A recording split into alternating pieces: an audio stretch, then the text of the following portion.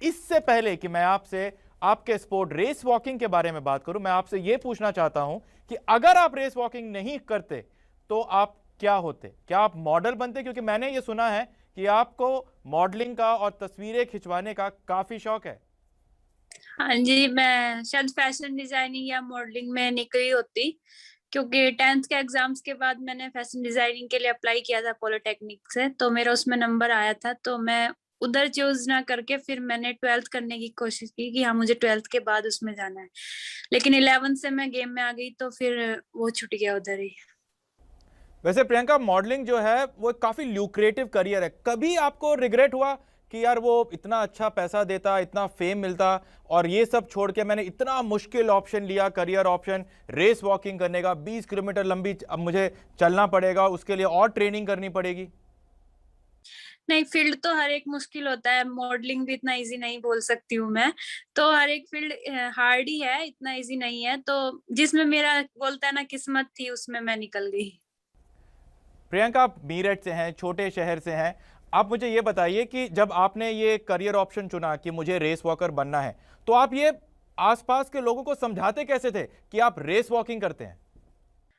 Race walking के बारे में अभी भी नहीं पता है, क्योंकि काफी वीडियोस अगर मैं इंस्टाग्राम पे अपलोड करती हूँ तो काफी कमेंट्स उसमें आते हैं कि ये नहीं तो भाग भी रहे हैं और नहीं ये चल रहे हैं, तो फिर ये लोग कर क्या रहे हैं करके। तो आपस में लोग फिर दूसरे समझाते हैं कि ये ऐसे करके एक रेस वॉकिंग इवेंट होता है। तो मैंने भी काफी चीजें फेस की थी स्टार्टिंग में। अभी तो चलो थोड़ा पता चलने लग गया रेस वॉकिंग के बारे में, तो इतना फील नहीं होता। घर पे जाके अगर मैं अभी भी रोड पे करती हूँ तो मुझे मतलब ऐसा होता है कि लोग कैसे करके देख रहे हैं, मतलब अजीब से तरीके ये लोग कर क्या रहे हैं। प्रियंका, रेस वॉकिंग काफी टेक्निकल स्पोर्ट है।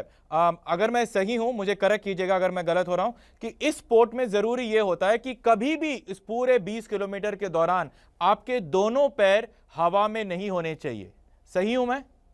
जी बिल्कुल, हमारे मतलब एक पैर जमीन से जुड़ा होना चाहिए, और जब हम आगे पैर रखते हैं तो हमारा नी लॉक होना चाहिए उस टाइम पे। तो जैसे हमारा रेस वॉकिंग इवेंट में जजेस होते हैं, तो वो 3 वार्निंग देने के बाद अगर चौथी वार्निंग आती है तो हम बाहर निकलते हैं। पहले रूल्स था कि हम तीसरी वार्निंग पे हमें रेड कार्ड मिल जाता था, लेकिन अभी 3 वार्निंग पे आने के बाद हमें एक पिच पॉइंट होता है, उसमें 2 मिनट खड़ा करते हैं, और उसके बाद अगर फोर्थ वार्निंग आती है तो हमें बाहर डिस्क्वालीफाई कर देते हैं। प्रियंका, हमने मॉडलिंग की भी बात करी, एक स्पोर्ट आपने और भी चुना था, जिम्नास्टिक्स।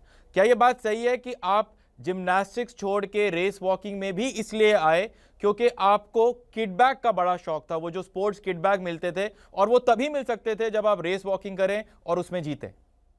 जी हाँ, मैं मतलब रेस वॉकिंग के बारे में जैसा काफी लोगों को अभी नहीं पता, तो मुझे भी नहीं पता था रेस वॉकिंग के बारे में उस टाइम।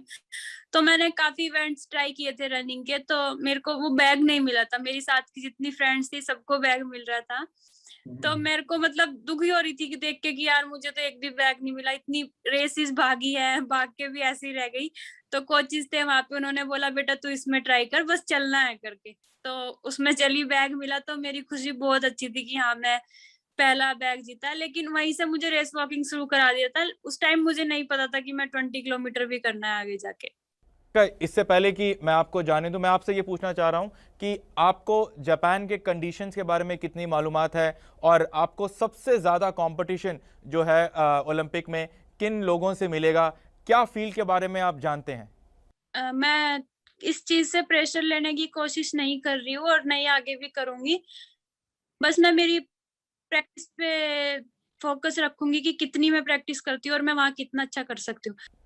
प्रियंका, बहुत अच्छा लगा हमें आपसे बात करते हुए, और हम सब की दुआ है कि आप टोक्यो जाएं और वहां से मेडल लेकर वापस आएं, और जब आप वापस आएंगे तो आपको चलने की जरूरत नहीं पड़ेगी, ये हमारी गारंटी है। हम आपको ओपन कैवलकेड में आपको घुमाएंगे और आपके बहुत बहुत आपको हम बधाइयां भी देंगे। लेकिन फिलहाल हम आपको दे रहे हैं बहुत सारी शुभकामनाएं टोक्यो ओलंपिक्स के लिए।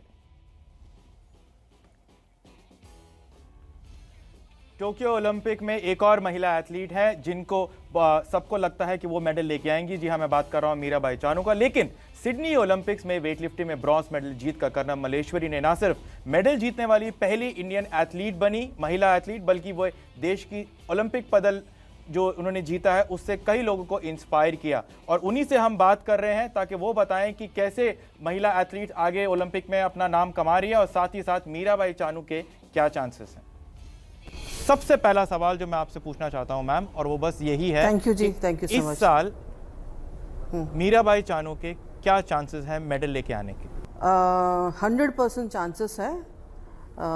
मीराबाई ने बहुत मेहनत की है लास्ट कुछ सालों से और बहुत अच्छा परफॉर्म कर रही है, एंड उसका जो परफॉर्मेंस है, उसने जितने भी मेहनत की है उसने, उसका कोचेस ने, 101% मुझे यकीन है कि इस बार वेट लिफ्टिंग के जो हमारी फैमिली में खुशियाँ आएंगी।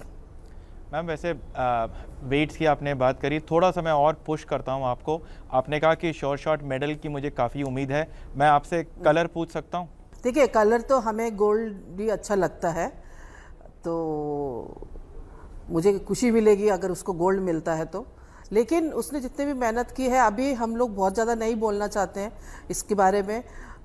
वो जो भी कलर लेके आएगी, क्योंकि काफ़ी समय के बाद हमारी एक लड़की दोबारा वेट लिफ्टिंग में परफॉर्म करने जा रही है एंड 100% मेडल लेने जा रही है, तो कोई भी कलर है तो, लेकिन वो लेके आए कि जिससे कि दोबारा इंडियन वेट लिफ्टिंग में और इंडियन वेट लिफ्टिंग बच्चों में एक नया प्रोत्साहन और प्रमोशन मिले। एबीपी न्यूज़ पर आप देख रहे हैं हमारा ओलंपिक स्पेशल कॉन्क्लेव जीतेगा इंडिया, और इंडियन ओलंपिक कंटिंजेंट की ऑफिशियल जर्सी के स्पॉन्सर शिव नरेश के एमडी शिव प्रकाश सिंह अब हमारे साथ कॉन्क्लेव में जुड़ रहे हैं। शिव प्रकाश जी, आपका बहुत बहुत स्वागत है एबीपी न्यूज़ पर। और सबसे पहले मेरा आपका सवाल यही है कि भारतीय दल से आपको पर्सनली क्या उम्मीद है? हमारे जो एथलीट्स इस बार जा रहे हैं, ये कई सालों की इनकी लगातार मेहनत है, इंटरनेशनल परफॉर्मेंसेस इनकी इतनी शानदार रही हैं और इतना इनको एक्सपीरियंस है जिसकी वजह से ये क्वालिफाई करके जा रहे हैं। और सबसे बड़ा इंडिया का पहली बार इतना बड़ा दल जा रहा है, तो मुझे उम्मीद है कम से कम 8 से 10 मेडल तो पक्के हैं ही हैं। इससे ज़्यादा होंगे लेकिन 8 से कम नहीं होंगे इस बार मेडल। और सर, आप अपनी तरफ से भारतीय कंटिंजेंट को क्या संदेश, क्या मैसेज देना चाहेंगे? अपनी बेस्ट परफॉर्मेंस दें और इंडिया के लिए मेडल लाएं और तिरंगा ऊपर लहराएं उस देश के अंदर जहाँ मेडल ले रहे हो, तो सब देशवासियों को बहुत अच्छा लगता है। शिव प्रकाश जी, जो टीम इंडिया की जर्सी शिव नरेश ने बनाई है, उसमें बताइए क्या खास है? ऐसे जितने भी ये हमारे ओलंपिक की स्पोर्ट्स गेम्स हैं, उनकी हम लगातार कई सालों से 20 साल हो गए हमको इनकी यूनिफॉर्म बनाते हुए, तो हमारे लिए कुछ नया नहीं होता। लेकिन इस समय बहुत शॉर्ट चैलेंजिंग टाइम था, हमको ये काम मिला करने के लिए। तो हमारे पास पूरी हमारी कंपनी में डिज़ाइनिंग टीम है, हमने बहुत जल्दी से डिज़ाइनिंग तैयार की और उनको अप्रूव कराया, और बहुत गर्व होता है कि हमारे कपड़े डिज़ाइन किए हुए इस बार अगर ओलंपिक में परफॉर्मेंस तो अच्छा करेंगे और मेडल लाएंगे, तो हमारा तो ये सफल कंपनी का जो काम है वो सफल माना जाएगा, क्योंकि खिलाड़ी की परफॉर्मेंस ओलंपिक में देखी जाती है। ऐसे ही हम भी अपनी परफॉर्मेंस को देखते हैं कि हमारे कपड़े पहन के खिलाड़ी ओलंपिक में मेडल लेके आए।